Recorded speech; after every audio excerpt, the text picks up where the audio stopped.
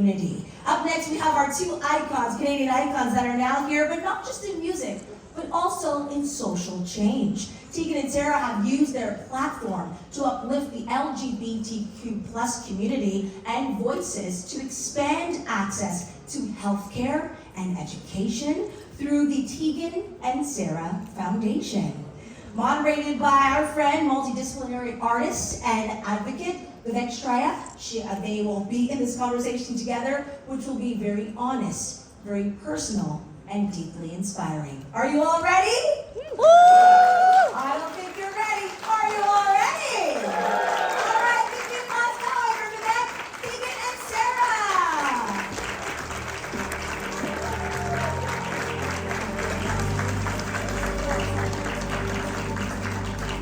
Oh boy.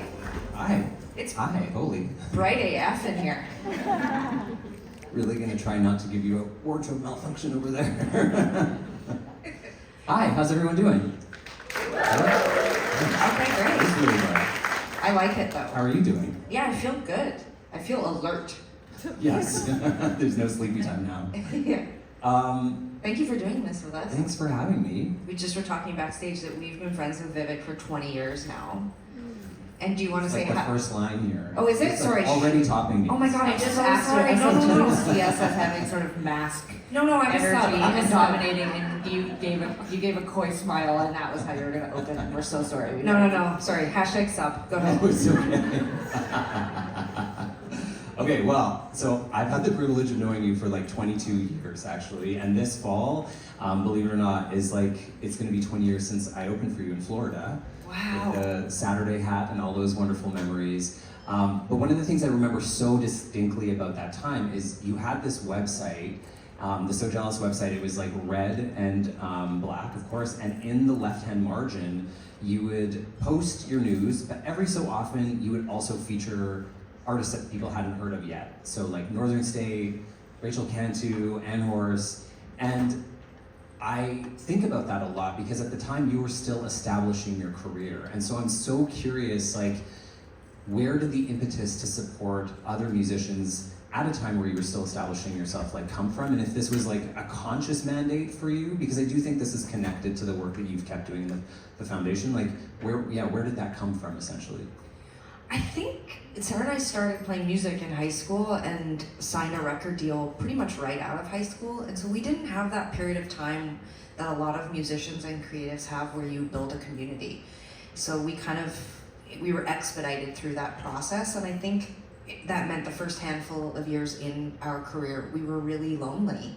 And I think we were really searching for community because those first few years, we mostly just opened for other artists, and artists that were quite a bit older than us, like Neil Young, Junos. We opened for 5440, we went on tour and opened for Bryan Adams. Like, these were artists that were deeply respectful to us and really kind and helped us get our start, but they were parents, we were teenagers. And so I think the desire to create community is what drove us to look for artists, search out artists, and support them.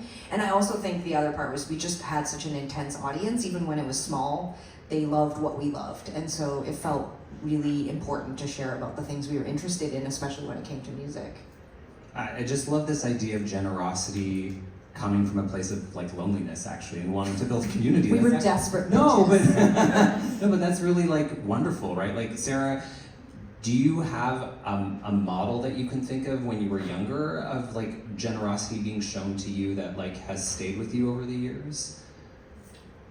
Well, I mean, I guess in some way, I think there's always like that, there's like the part of you that is trying to recreate something that was like a positive. So for us, like we always were able to connect socially with people. I think to some degree that was because we were twins, and so there was a sort of like natural interest and curiosity about us, which sort of got us in the door in a lot of community, friendship, social situations. And then there was this sort of like life-changing moment of meeting a group of kids who, this was in grade 9, met a group of kids who just clicked with us in a way that we had never clicked with a group of people before, and that these people ended up remaining our friends for decades, and in some cases were our introduction into same-sex relationships and friendships that were really plentiful and deep even at a young age, like all of that. I think we brought that all forward into our life. So while it wasn't necessarily like, I don't think at 14 years old, this group of French immersion students were like, let's be very generous with these like twins, Like I don't think it necessarily was as specific as that, but like what I learned from that situation and that social dynamic, I have sought that out in my adult life, both in my personal life and in my professional life. And then the sort of like other bucket is, how do we create the thing that we were missing? Like that's always been a sort of like narrative in our band and in our sort of like community, is like, I don't think anyone was doing it on purpose. I think it was a product probably of being twins, being very young, and then also just like coming up in an age where it wasn't as digitally connected.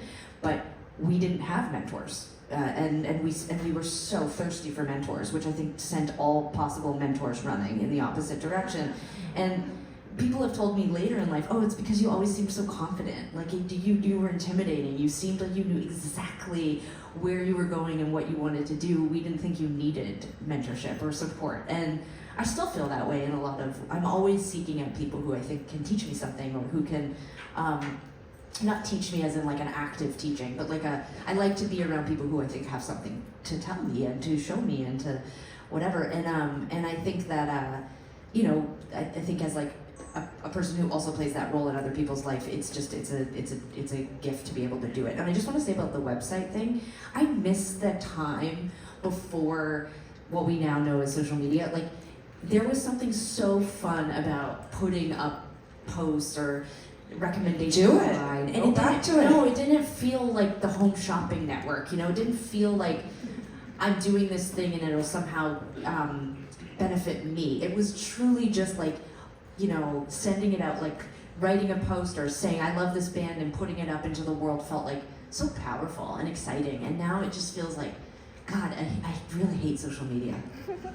Separate conversation. Different panel. Separate, exactly. I hate it. Okay, but 11 years later, from the black and red So Jealous website, you've become global pop stars with Heartthrob. There's been Grammy nominations. You're performing for Oprah, the Oscars. And at what point in the midst of this huge success do you think, now it's time to start a foundation?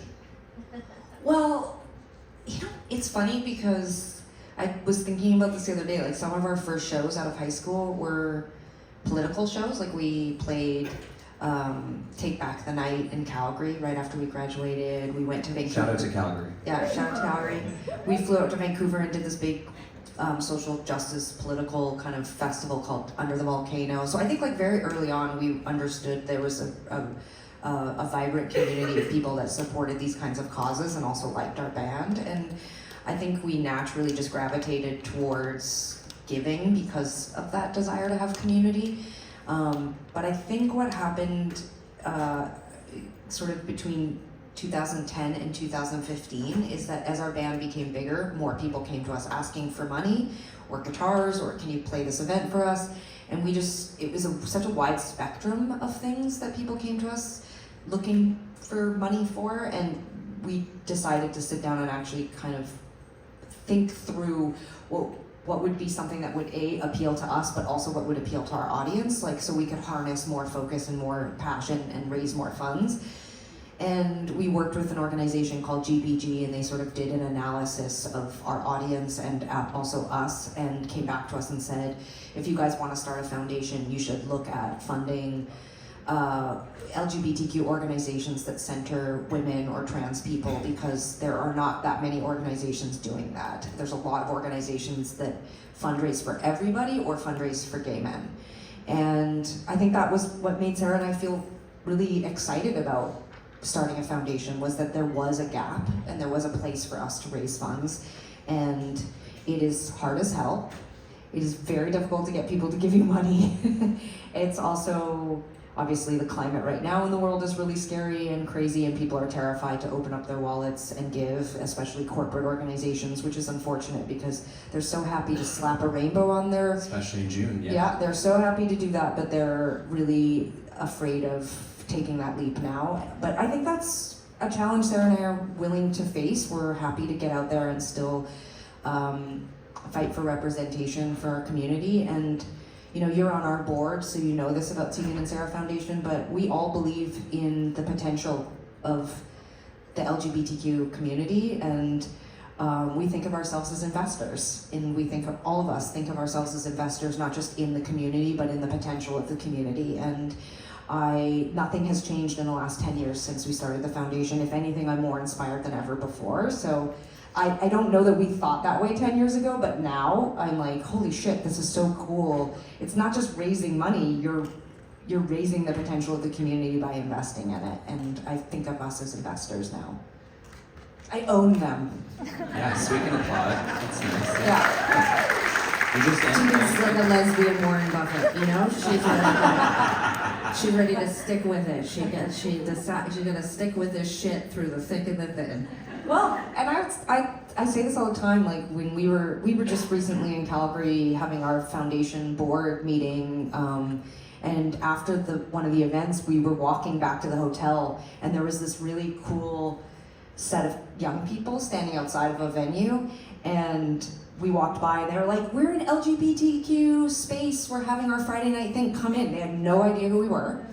And they were like, come in, we're doing karaoke. And then And suddenly they do your song. No!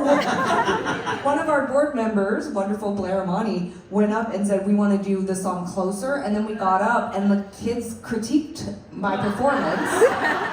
Your vocals were off. Yeah, it was horrible, and also I don't know. Where's the energy from the recording team? Yeah, oh my god. Anyway, the point is that it was so inspiring, the space, and why they created it, and they're now one of our grantees, because we learned about them from literally just wandering by the space, and I love that that's what Tegan and Sara Foundation does. We find the small, grassroots, community-driven, often volunteer-run organizations that are very opinionated on culture, of course. Yeah, they have to be very opinionated on culture. No, but we find those kinds of organizations. I think that's, again, why Tegan and Sara Foundation still inspires me so much all these years later, and maybe there is a parallel to, we used to be able to tell our audience, hey, you should check out these musicians and these artists, like, trust us, like, you'll like this. I feel the same way about 2S LGBTQ organizations. Give your money. Yeah, give us your money.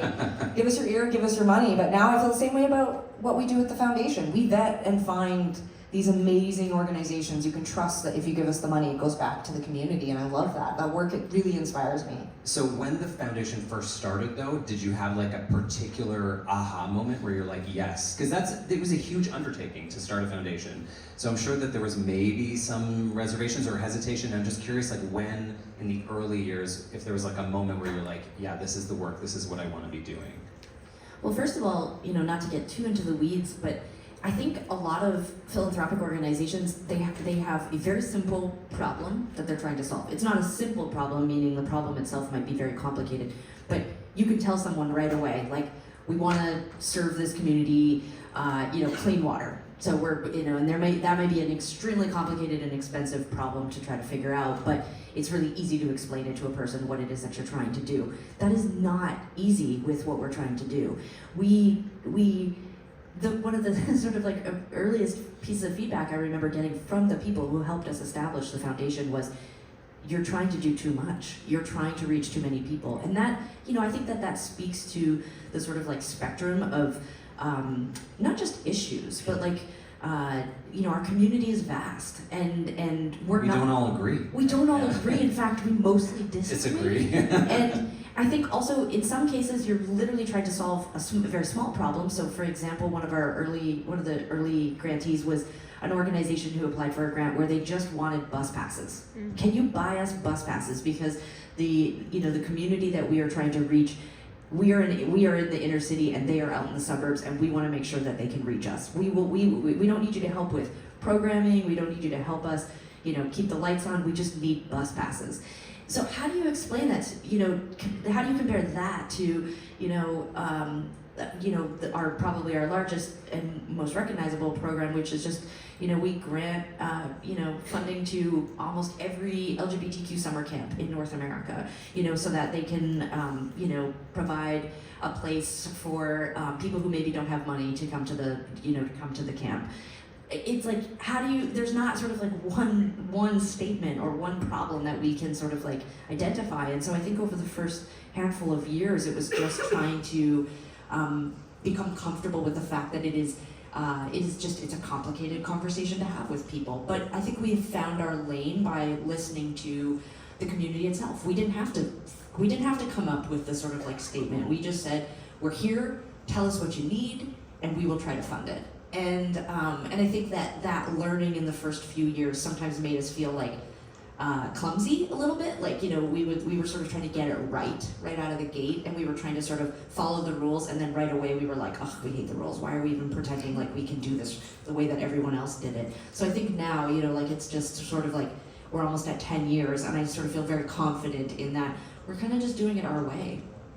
I mean, one of the things, and you've sort of circled around this, but one of the things I love about the foundation is that essentially it's not like a new thing that's just showing up. You actually support other organizations that are already doing all kinds of work in the community, grassroots organizations, smaller organizations, Indian organizations. But just to really get detailed here, let's say all of these wonderful people donated $5 at the end of today. Where does that money go exactly? Because this is a question I get a lot, is like, where does the money go? So today our three main programs at the foundation are our LGBTQ summer camp program, which is, like Sarah said, we're now sending kids to almost every single LGBTQ summer camp in North America. So, And can you quickly say why summer camp is important? I mean, I only went to summer camp once and I cried and called home like thousands of times. That's how I feel. Triggering. It's weird to be an ambassador for summer camp when you think it's an atrocious thing to do to a young person, but these kids want to go. I wanted to go, and I didn't Sarah get wanted to to go, so because it's really- Tegan was such a baby and came home from summer camp, and then every year I was like, I want to go, and she's like, you don't do well. Well, at we did camp. I go was the like, next- She didn't do well at camp. We did go the next year, but I broke my arm. So again, summer camps aren't really my thing, but it is my favorite program. And I mean, just really quickly to interject, I've gone to one of the ones that you... yeah, why don't you talk about it? You went. Yeah, and it was like queer heaven. Like, Yeah. I also, the idea of bugs or a bed that isn't my own, like, terrifies me. But like every day, everybody was hugging each other, and there was a rainbow, and I don't even like rainbows. Like, there's so much internalized homophobia here. But I just like was so moved. Like, it was just very loving. It was almost like being in high school or junior high again, but all the straight people were gone. What if you like straight people though? Like I had a thing for straight girls, so Different that's not the foundation, camp for different you. foundation. I don't think I should go to LGBTQ summer camp. I Would think I have need been to go hell, to straight girl camp. That's just called camp. Sarah's hell as a teenager would have been going to like an LGBTQ Yes. summer camp. That's how I thought too, but that I went to. Okay, well, I'll So say three this. things. Here's- We're doing Okay. a really good job for LGBTQ Yeah. summer camps right now. Yeah, seriously, give us your money. We know exactly where it's going. No, I'll say this. I think that one of the things that moves me most about the LGBTQ summer camps is when you listen to the kids about why they enjoy going there. It's not just because they get to hang out with other kids like them. It's because they're surrounded by adults like them. Because even in this day and age, there's still so little representation to us LGBTQ people in the mainstream that a lot of young people don't know what their future looks like. And it's really inspiring for these kids to go to summer camp and see people like them in adult positions who are thriving and have relationships and have cool jobs. They bring in artists and speakers and journalists and all sorts of people that give these kids hope and a little bit of a picture of what the future looks like. So I can't speak more highly of the camps. It's amazing. So if you donate to the foundation, that's one of our main programs. Our second program that we're really inspired by is community grants. So we do a couple times a year, we do emergency funding for different causes. We've done funding most recently for trans-led organizations, but we've also had rounds of funding for Black-led organizations, we did a whole round of funding that was just research for interrelationship abuse. Like one of the things we found out is that there's really no organizations offering support to queer people who are Domestic violence. having domestic violence within the relationship. So we tried to look for organizations to fund, couldn't really find any, so we ended up giving a lot of the money to the Williams Institute, and they did an enormous amount of research for us about that. So community grants is really incredible. It's one of the grants, I would say it's one of the programs that if you're really interested in niche like giving, that would be where you want to give your money to. And then we also launched the LGBTQ healthcare directory a couple years ago now, and that is one of our most kind of like incredible programs, which is We are matching people. If you go on there and you're looking for a dentist or a massage therapist or a doctor who is culturally competent, who knows the LGBTQ community or identifies as LGBTQ, it matches you with them. So a lot of people in our community don't go to the doctor, don't like going into these sorts of spaces because they feel uncomfortable. We help find culturally competent people to help them. So those are three. Not literally me and Tegan. We don't. No, we don't do that. But We're useless. But one of our collaborators is the Gay and Lesbian Medical Association. So they were our first kind of partnership where we actually felt like maybe we were almost competing with them at some point. Like we weren't purposely trying to compete with them, but they had the largest database. And we, at some point, we ended up actually just partnering with them. It's been a huge labor of love, but the website is beautiful. It's won awards. It's wonderful. We're always, if there's any gay dentists or gay adjacent, Any gay dentists? please. We have. You can't know. I think it's our #1 search is for gay dentists, which is so interesting because Valid need. I've never Not thought loud. about the It's a sexuality healthcare of the directory, it's a person. dating site, Yeah. let's get into it.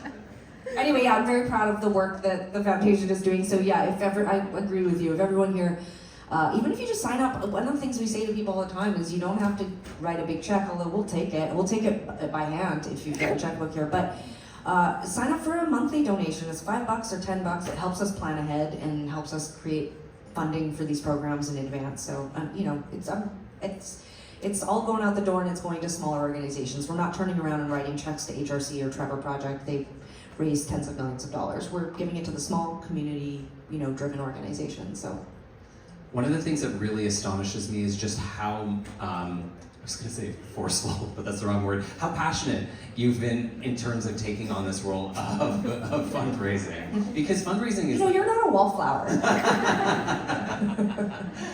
And I'm curious, like, obviously you've talked about the challenges of fundraising, but like, what do you find is the thing that often moves the needle? Like when you're having a conversation with a funder, a potential donor, like what do you find is the thing kind of consistently that changes someone's mind or gets them on board?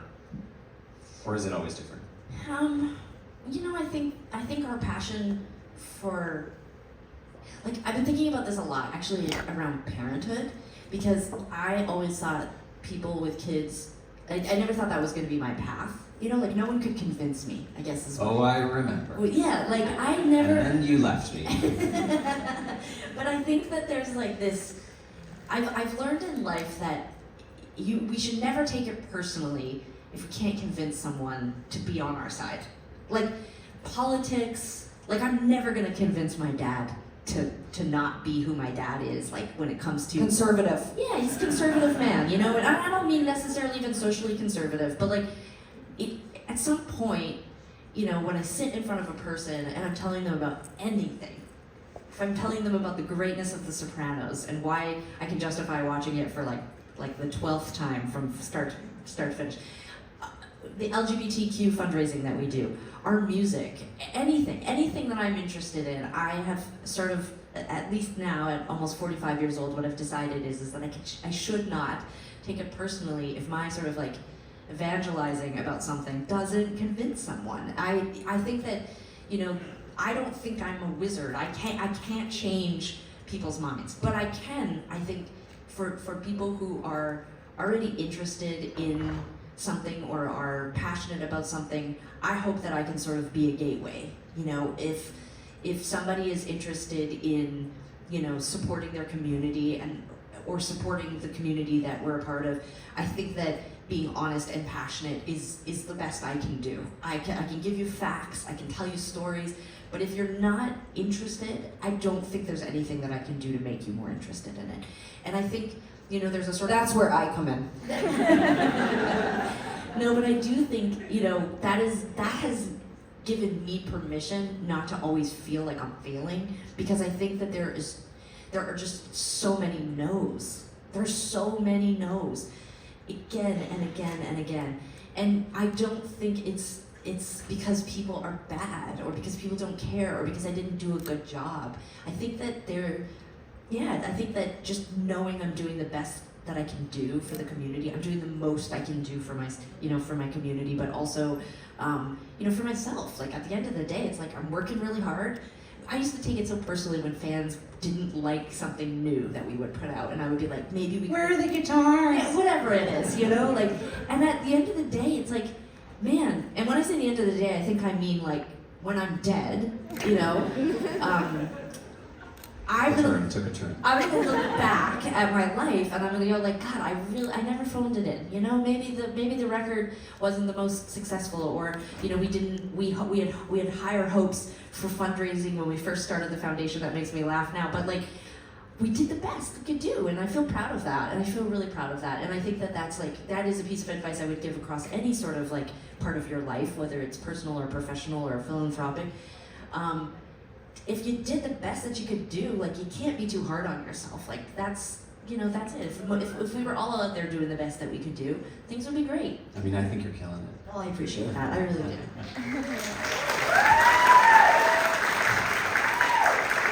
I want to go back to something that both of I you... think I could talk you into having kids. It is pretty... No. Also no. Oh, I'm so glad. We'll see you guys when you're old and you're like, what's Sid up to? Is he interested in taking on an elder?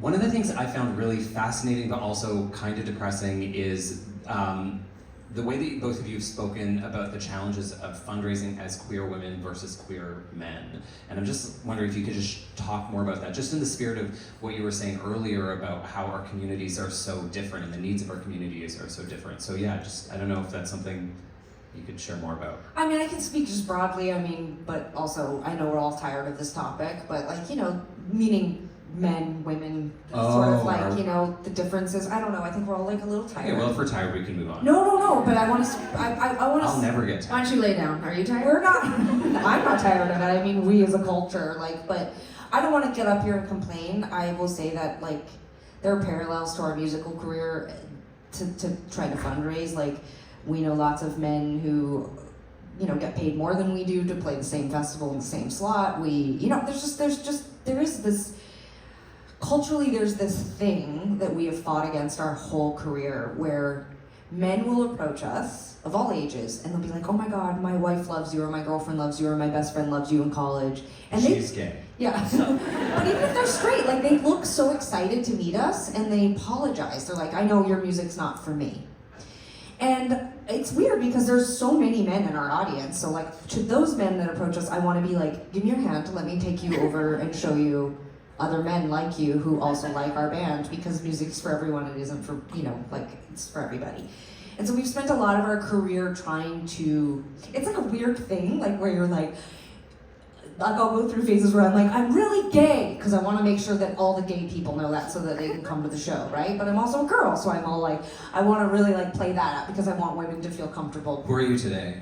I think today I'm like... Gay, girl, which one? Gay, You have to pick a box. I think I'm like gay girl today. Like I'm like projecting that, but I also like am very proud of the fact that I can talk to anybody, that I feel like our band at times has been really appealing to all people. Like, you know, we're not as niche as people think, you know? We're kind of whorish in that way. Like, we kind of just want everyone to like us. Like, I get the same jolt of energy from talking to a gay girl who likes our music as I do from talking to a guy in his 50s on a plane who's like, big fan. And I'm like, really? Oh my God! You know, like, I get so excited by that. So I feel the same way about our foundation. It's like, I don't think it's niche. I think it's just, you might talk to me and I might tell you something. Like, for example, I'm friends with this guy who used to be an NHL hockey player, and I'm not gonna say who it is, but he donates to our foundation because one time I randomly went off about how cool LGBTQ summer camps are, and he wrote me a message afterwards and said, this really resonated with me because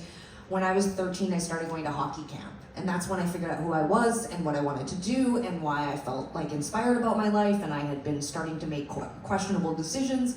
And it really kept me on track. And that's what really did, like for him, he was like, I really related and resonated with what you said about summer camp. So I think for me, the parallels in my life, music and foundation and other areas too, is just like about finding that connection point with people. Like, I'm for you if you like me. And I think like for Sara and I, sometimes I have felt like our longevity in the music business has been because you don't have to like our new record, you don't have to like our haircuts, You just have to like us. You just have to get me, and if you like me, then you can stick with me. And I feel the same when I go out and start fundraising. It's like, how do I make people in this room feel like they could sit down and have dinner with me and get along with me? Trust me. Oh, I have an idea that Tegan, but I'll just bring it up publicly quickly, just so No. you guys like the idea. Tegan brought up the dinner thing. I think a great fundraising thing this year would be, we're turning 45, and I think it would be really fun to do, just a easy buy-in, like a raffle ticket type thing, and you can win. Have our 45th birthday dinner with us. Who doesn't want? I think that would be really fun. Who doesn't want 45th birthday with Tegan and Sara? 45th birthday with Tegan and Sara. You have to buy like $45 worth of raffle tickets. I don't know. Going once. Going once. Would you do it? I don't know. Would you do it? Maybe. Yes. But I just wanted to say also, just jumping off on Tegan's point too, like fundraising, you know, and the parallels with our band and being queer women and trying to figure out just like how to get in the door with people. You know, there's lots of historical evidence that it is just harder to fundraise for women, and I think also too, like meeting people where they're at. Sorry, I didn't really adjust to your direct question. I was sort of getting at that. That's okay. It's hard to raise money. Also, like historically, women had less money, so they just didn't support the community in the same kind of way that gay men had a lot more disposable income. They weren't necessarily family building. There's lots of stuff written about like why gay communities, gay villages, whatever, that they tend to primarily be men. Men had money to invest in the community. They also socialize. These are stereotypes, but they socialize in different ways than women. I've seen it, you know, when I was in my very out LGBTQ 20 years old looking for community. It was like, I was like going to lesbian bars and like no one bought me a drink and people were bringing like Tupperware with quinoa and I was like, Come holy on. shit. Like seriously, it's not a bad thing. I'm just saying like that was like, wow, okay, that's not, no thank you. And so now I bring Tupperware with quinoa to work all the time. But at 45, it's good for Tupperware quinoa to your 45th birthday. That's what I'm saying. our 45th birthday dinner is a Tupperware of quinoa. There's a backlash against quinoa. I had dinner with a lesbian I'm tired of recently, this and they said the special was this quinoa salad, and this woman was like, I fucking hate quinoa. And the server looked devastated, and I was like, Quinoa are queer women. great. You know what? I prefer That's couscous. God. But anyway, You would. I would. You would. Pearls, if you can find it. So I Fucking love pearls. love Oh my God. love it. I So just good. discovered pearls. It's delicious. It just goes down so smooth. Okay. But it's basically Wait, what is It it? is pasta. It's just pasta. Wait, is pearls the tiny, It's tiny like the little brown mini- ball ones. Oh, I love Yeah, that. It's so good. It's so good. Anyway, I think meeting people where they're at. So like, again, these are really, really broad stereotypes here, but like Sarah's gonna get canceled. what I have found, please don't cancel me on this, please. I like all of the beans and lentil community. Anyway, so I think what I have found in conversation is that generally speaking, when you're talking to men, that first of all, they love words like investment and they love words like incubator, but not to do with kids. And so they like to talk about your That she business deserves to be plan. canceled for that, by the way. They love to talk. They mean men, and I just mean like generally, men love to talk about like what's the financial situation look like? Like how much is your your What's your split crypto? on this? How much your whatever? And so being able to sort of like jump into that conversation, and it's the same with music. Like I've never sat on an airplane or across from someone who is a woman and they say like, oh, you're a musician, what are your top 5 Beatles albums ranked? You know, but men do. Men say that all the time. Men love to get you to rank Beatles, you know? And so at some point I used to be like, God, it's so annoying how men are always Maybe asking that's to what I'll rank do as a everything. fundraiser for Tegan and Sara Foundation. I'll sit down and have an entire dinner and talk about the Beatles. That's fine. I'll do that. And $5,000. And I'll God do it. forbid that you tell the person who wants you to rank your Beatles records that you don't even like the Beatles, and they will literally Whoa. freak out. So, but anyways, all of which to say, I think that like men and women, again, broad strokes here, sometimes it's different. Like when we're talking to our community, within our community, that requires a different kind of conversation and a different kind of, first of all, when I sit down and talk to somebody within the community, I say, what is your interest? What are you worried about things in the community? What's bugging you? What do you feel motivated by? What are you inspired by? When I'm talking to someone who maybe is like sort of like outside of the community, that's a whole different kind of conversation, and it presents different challenges. And so I used to feel a little more like cynical, I think, about all of this, but as I've gotten older, I realized, like, look, I'm the one that decided I wanted to do this work. I'm the person who has a band and has a foundation, and it's really my job to sort of like meet people where they're at and hopefully bring them on board using those skills. But yeah, there are just historically, empirically challenges to raising money for queer people and women that is just very hard. Yeah, listen, I know that throughout your career you've had to talk about this, and like I don't want to beat a dead horse, but mostly I just not literally. actually really want to celebrate that you're doing something that I think is really important and unique, and that you do face systemic challenges that have not gone away. And so mostly the question was coming from a spirit of being like, how do you push through it still? Even like you've been through it on the music end, now on the foundation, and like it's, yeah, and even within our communities, right? Like I think that's the other thing, is it's not just, it's within our community that I think makes it more. You've seen this too, not just the work that we do at the foundation, but anytime I feel tired, I think about the people working at these organizations who are deciding to do this work, and sometimes I can't believe they haven't given up. Like, you know, I think that's ultimately what inspires me, is that, you know, just the fortitude and the sort of like, I don't know, the belief in what they're doing. It requires so much more than me going like, oh, do I still want to do some fundraising? Like that doesn't seem that hard compared to the actual work that's being done on a community level. Well, also, again, you've experienced this on the board, and you do so much work on your own independently as well. Like so much of your career is about giving back and about representation. So you feel this firsthand. It's like, because you get the letters and you get the comments and you get the feedback from these organizations and from the people that are directly impacted in the community, and they're so grateful. You know, like, this is not my advice, this is just advice that's been given to me again and again. It feels good to help. It feels good to give.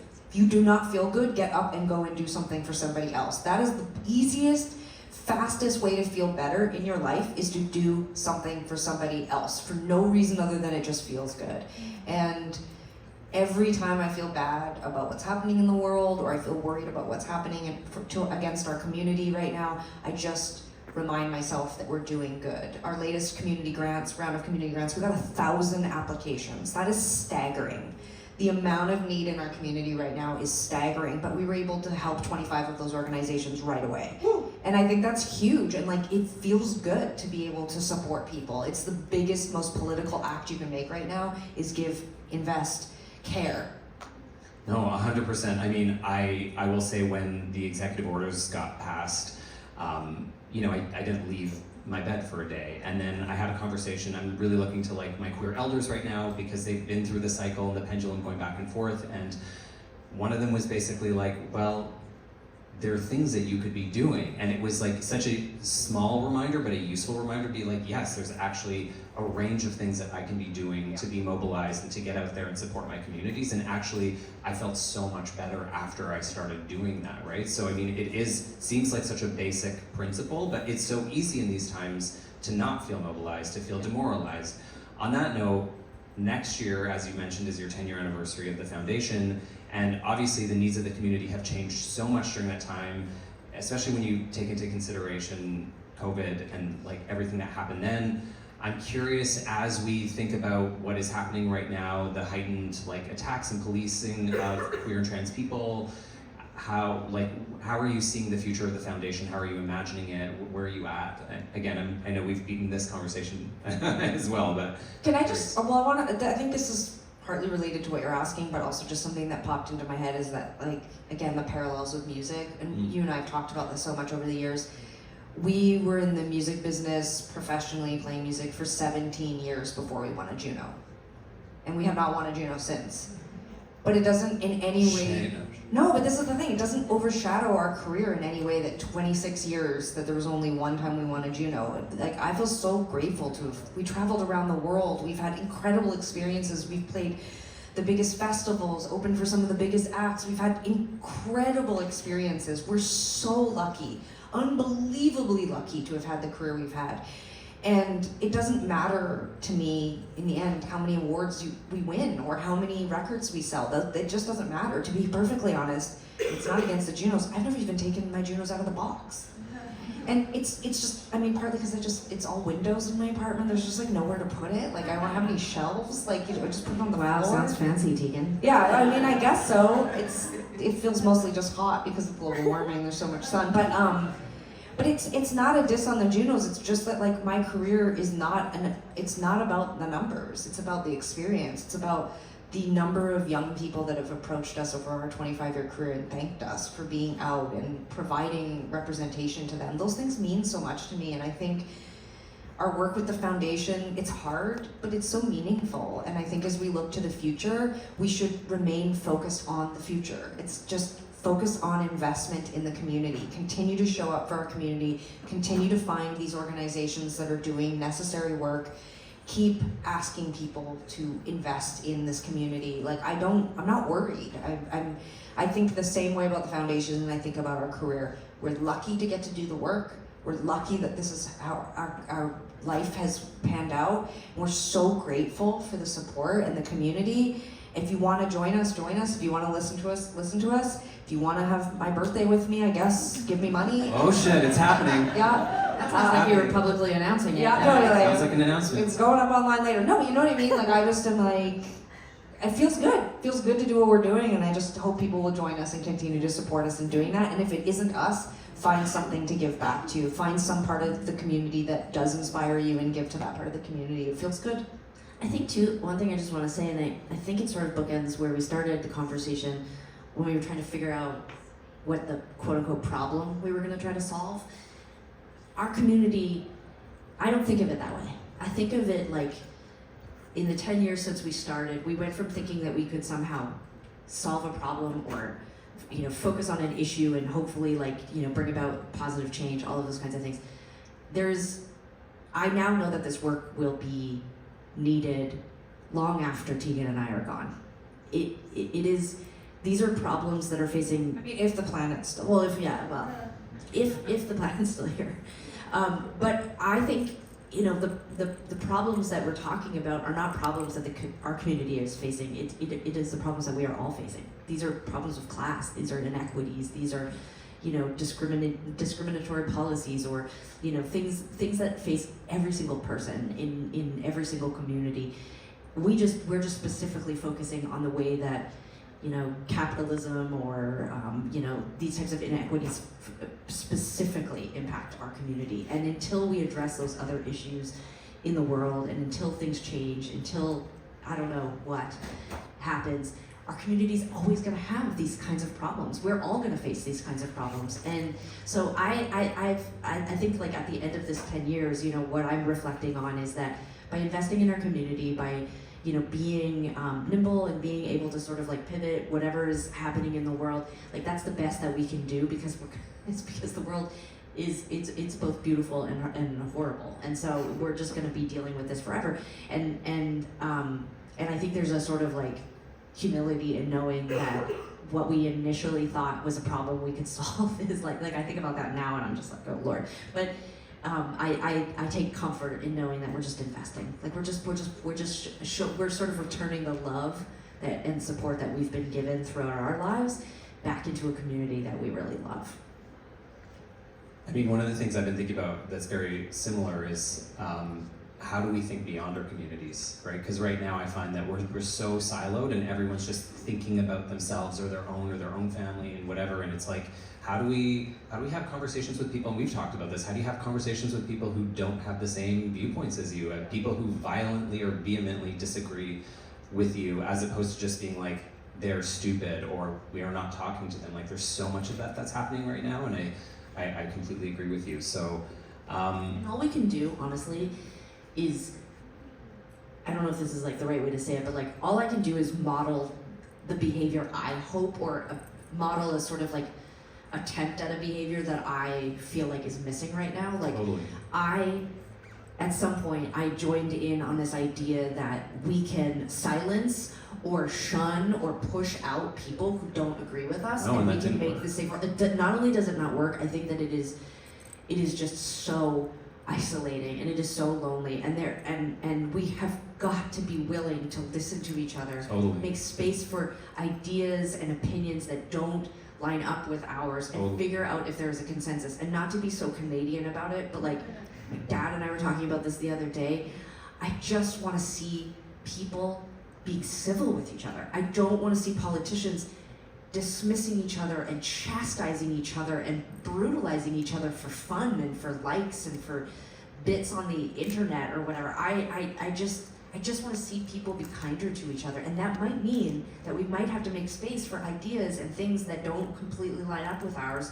But is there a way to be kind with each other and have those conversations? Like, fuck, we need that, I think we're going to move to audience questions really briefly, but before we end my part, I just want to say that I admire and look up to you both so much. I've said this for years, but you are my queer role models. I wouldn't be the artist that I am. I wouldn't do the things I do in the world without having both of you. So, and I know that I'm one of countless. One of my favorite things is meeting a Tegan and Sara fan who will say the same thing, that you changed their life. So, thank you so much for doing everything that you're doing. And you didn't have to. You didn't have to start a foundation. You didn't have to be doing the things that you're doing. So yeah, I'm super grateful, and I know that many, many people are. Thank you, friend. Thank you. Hi. Hi Vivek, hi Tegan, hi Sara. Hi. Thanks for that very insightful conversation. It's so bright in here right now. Bright enough for you to see the first who's going to ask you a question. Let's have you on your feet, my love. Hailing from Calgary. She's yeah, shout out. Here you go, my love. Hello, thank you so much for a lovely panel. My name is Zenon, and I wanted to ask each of you, all three of you, to possibly provide a piece of literature that you feel like has spoken to you, and possibly you've spoken to the community, so that we all have some resources to educate ourselves.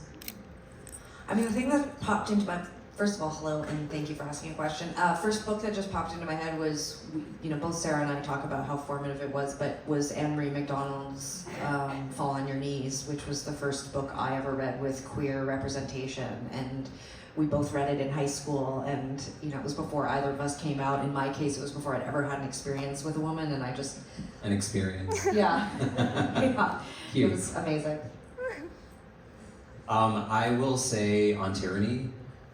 It's a really short, fast read, but some of the stuff is the stuff we're talking about, where it's talk to strangers, make connections with people. The worst thing you can do is continue to isolate yourself. So I thought it was actually really useful to read it now.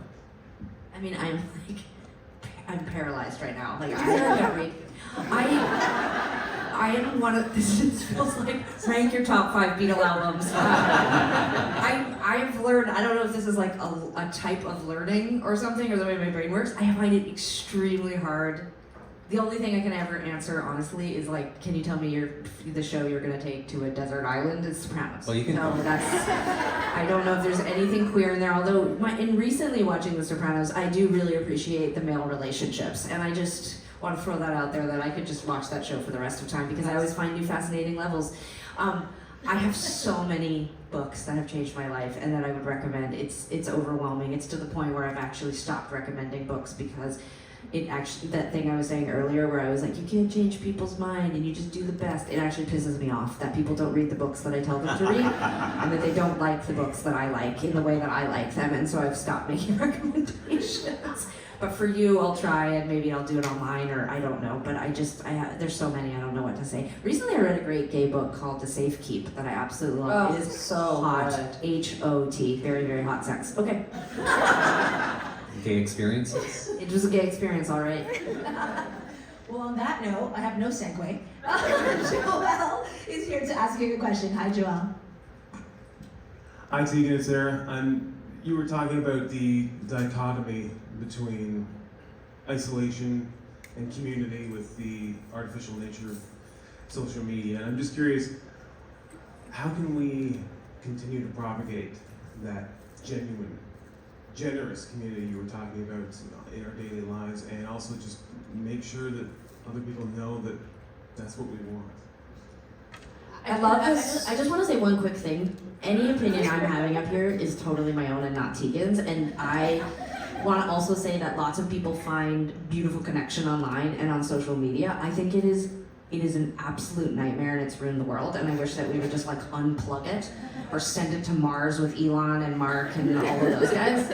Go do social media up on that other planet or whatever, and fuck off. Leave us alone. I personally think it is just done it's tragically torn the world into shreds as far as I'm concerned, and the best thing we can do is spend more time without our phones talking to other people in person. That's what I think. Touche.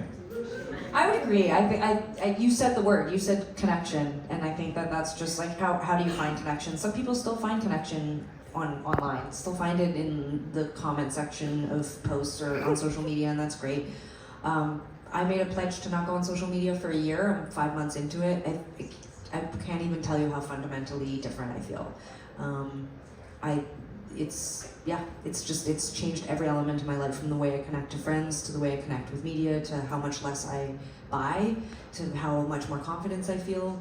I think we've all accepted a level of like bullying and parasocial relationships, like it is rewiring the way that we connect, and it's been really wonderful to get offline and to connect in real life. So I'd say, keep using your social media, but again, you said connection, look for other connections, genuine connections, real life, in-person connections. I think the humanity that you have to feel when you stand in front of another human being is what makes us human, and we should keep doing that. And it's our phones too. And I do miss videos of dogs, I will admit that. and it's our phones too, right? Like I really advocate for trying to, I can't remember which writer it was, but I read this years ago that the if you look at people on the street, like we're all holding our cell phones all the time, we're fidgeting and holding them, and it sort of has like replaced the comfort of holding our parents' hand. Like we are going through life with this thing that just to have it in our hand gives us comfort. And that I sit with that all the time because I'm literally now holding a little person's hand. So I don't have my cell phone out as much, and I'm providing, like he understands. At 3 years old, all he knows is that we do emails, that's what work is, and he's constantly before bed right now asking me, Mom, can I come with you sometime and do emails with you? Mom, what are emails? And it makes me feel so upset because he thinks that when we're not with him or holding his hand or playing with him that we are doing emails, and he's right. And it is, actually it's not even emails, it's scrolling through social media and shopping for carpets. How did people shop for carpets before? I don't know, there was carpet stores. But anyway, yeah, I just think if you can find another, I'm not saying, we all need to pacify ourselves. We all need to feel the comfort of something in our hand. I highly recommend trying to not do it with your phone all the time. Speaking of something in your hand, I got a segue now. Yeah. David's got something in his hand, and he has a beautiful message to share with you all. Yeah, it's actually not a question, but actually a cool story of how your music has kind of shaped my music journey. Okay. You were talking about in high school, like what shapes you, and as a kid in high school, I was just jamming out to guitar and playing Walking with Ghost. So at 17 years ago, kind of dating myself, I was on Canadian Idol, and that was the song I sang to the judges. Oh, that's nice. And so now I've been doing music for like 15 years. I make dance music now, but that's kind of what started. Smart. And what's crazy is that song is kind of like, anytime I kind of doubt myself, like, oh, can I keep doing this? The judges were like, hey, we see potential in you, you should keep doing this. So I've been doing it 15 years. And I don't think I'll ever get a chance to meet you again, so I wrote you a thank you letter. Oh, God, that's Tegan and so Sara, you want to forget to come up? Yes, go ahead. Thank you. It's so sweet. I can't wait to check it out. So nice to meet you. I mean, you could. Wow, my mom's gonna be Oh, this is amazing. So nice to meet you. Oh my God, this is such a funny, this is like, we're having now a personal conversation, but do you watch that show, The Rehearsal? Have you watched season 2 of The Rehearsal? I love that show. Okay, so last week's episode where he's talking about being a judge on Canadian Idol, did you watch that episode? So I've only seen season 1, I haven't watched it. OMG. Alright, is your mind gonna be blown by episode 2 of The Rehearsal? You're on it, just in case you don't respect You might be. Nathan Fielder plays you, actually. Have you seen it? Well, the energy is so good in here. We're actually going to have one more question. Is that okay with you all? Yeah, of course, Okay. of course. Who wants to be the lucky one? Last question. Okay, you pick. Oh my goodness. All right, well, I saw your hand go up. Yeah, with the orange band. Okay, stand up. What's your name? Hi, I'm Megan. Nice Hi, to meet you. Thank you so much for this panel. So yeah, I guess I just wanted to say that me and my sister are also both part of the LGBTQ plus community, and you were just such a big part of us growing up and listening to music and having crushes on straight girls. But my sister, who I love so dearly, brought to my attention that you guys made one of the songs that really shaped us. Everything is Awesome from the Lego Movie.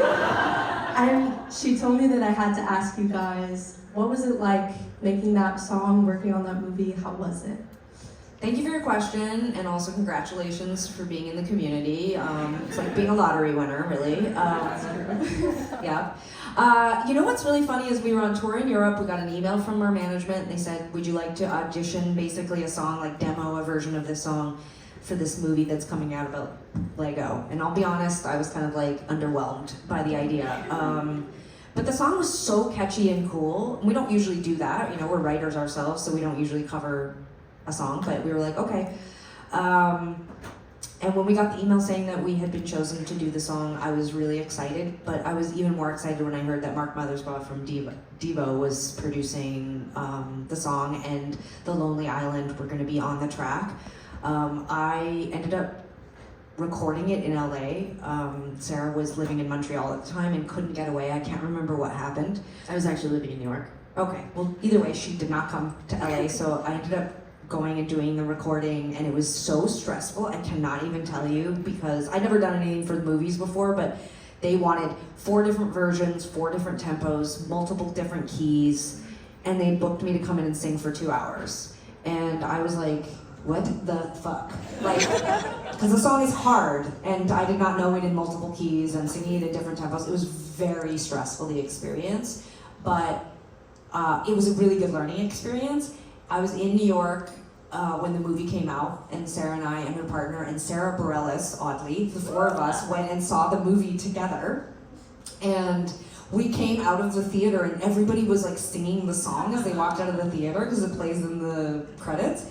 And Sarah, like, I just remember her looking at me like, I think it's gonna be a big movie. I was like, I think it might be a big movie. Like, it seems like it's gonna be a big movie. And yeah, like 7 months or 8 months later, we were playing the Oscars. And it's one of those weird stories where it really just didn't seem like that big of a deal, and then it became arguably one of the biggest things that's ever happened to us.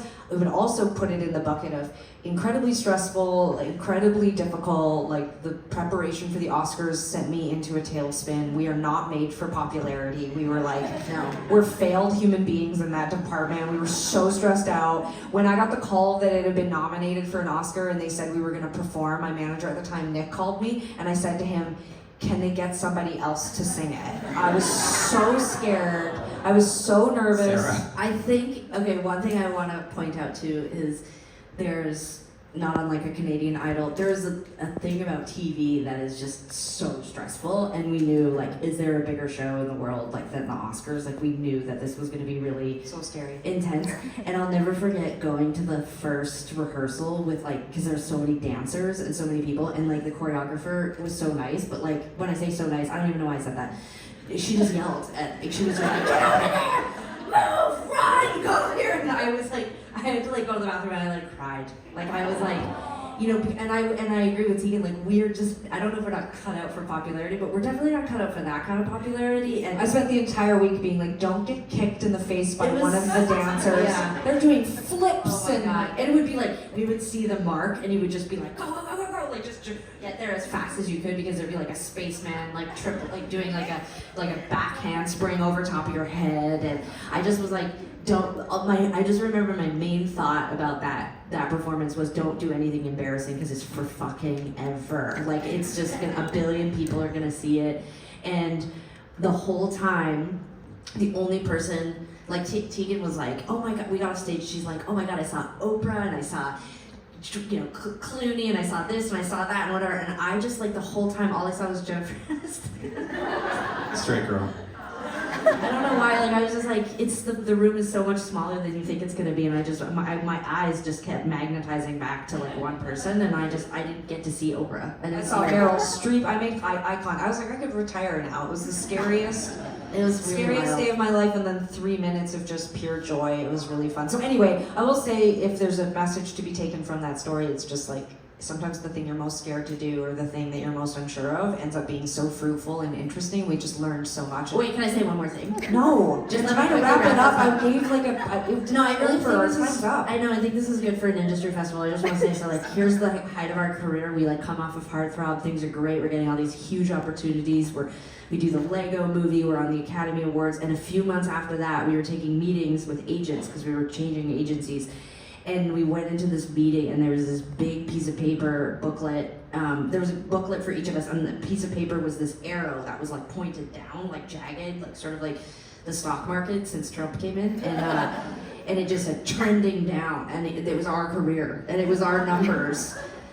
And I'm saying this just as an example of like when everything on the outside of the world looks like everybody's like you're at the height of your fame, you can do anything you want.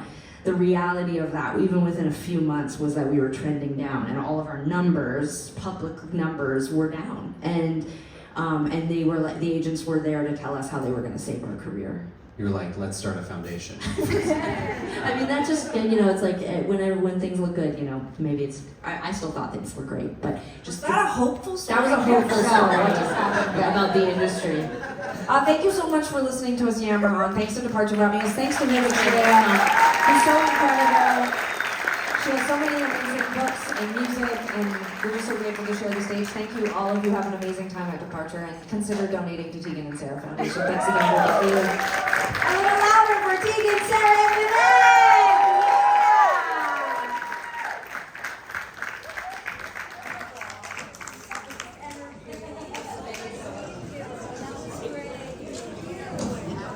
And thank you all for joining us for such an incredible chat, right? Do you agree? Was that good vibes and good energy?